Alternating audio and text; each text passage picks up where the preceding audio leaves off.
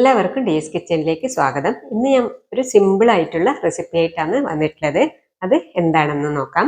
പിന്നെ നിങ്ങൾ ആദ്യമായിട്ട് എൻ്റെ ചാനൽ കാണുന്നുണ്ടെങ്കിൽ എല്ലാവരും ഒന്ന് സബ്സ്ക്രൈബ് ചെയ്ത് സപ്പോർട്ട് ചെയ്യണേ. എന്ന റെസിപ്പിയിലോട്ട് പോകാം.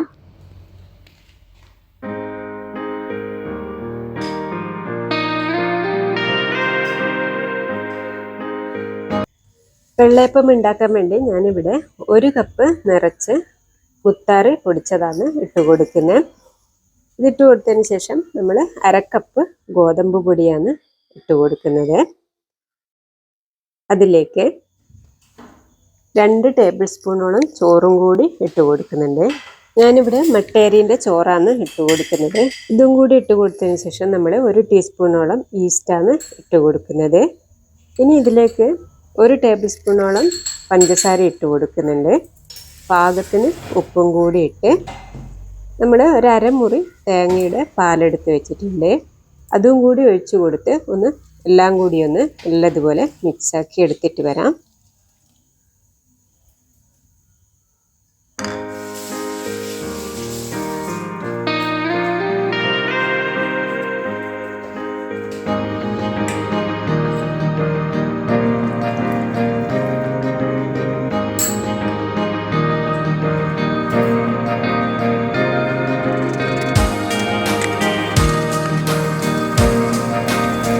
അപ്പോൾ ഇത് നല്ലതുപോലെ മിക്സാക്കി എടുത്തിട്ടുണ്ട്. ഇനി ഇത് ഒരു ജാറിലേക്ക് ഒഴിച്ചു കൊടുത്ത് നല്ലതുപോലെ അരച്ചെടുക്കാം.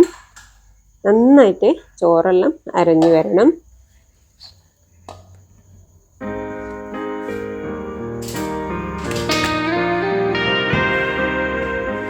ഇതിപ്പം നന്നായി അരച്ചെടുത്തിട്ടുണ്ട്. ആ പാത്രത്തിലോട്ട് തന്നെ ഒഴിച്ചു കൊടുക്കാം. ഇനിയിപ്പോൾ ഇതാ നല്ലതുപോലെ മിക്സാക്കി എടുത്തതിന് ശേഷം നമുക്കിത് റെസ്റ്റ് ചെയ്യാൻ വേണ്ടി വെക്കണം. ഇത് രാത്രിയാണ് ചെയ്തെടുക്കുന്നത്. രാവിലെ നമുക്ക് നോക്കാം.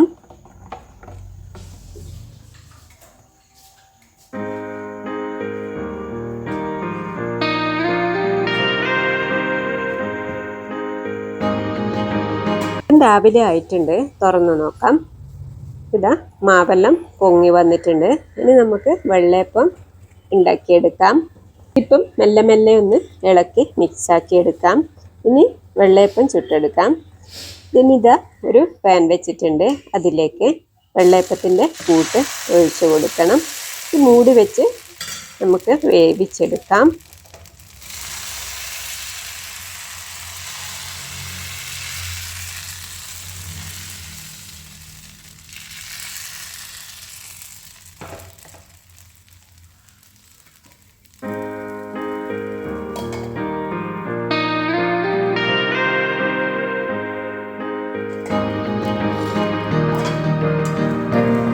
അപ്പോൾ ഇതാ നമ്മൾ റാഗി കൊണ്ടുള്ള വെള്ളയപ്പം ഇവിടെ റെഡി ആയിട്ടുണ്ട്.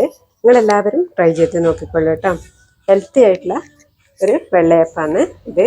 എല്ലാവരും ട്രൈ ചെയ്ത് നോക്കി അഭിപ്രായം പറയണേ. എന്നാൽ അടുത്ത റെസിപ്പിയുമായി അടുത്ത വീഡിയോയിൽ കാണാം.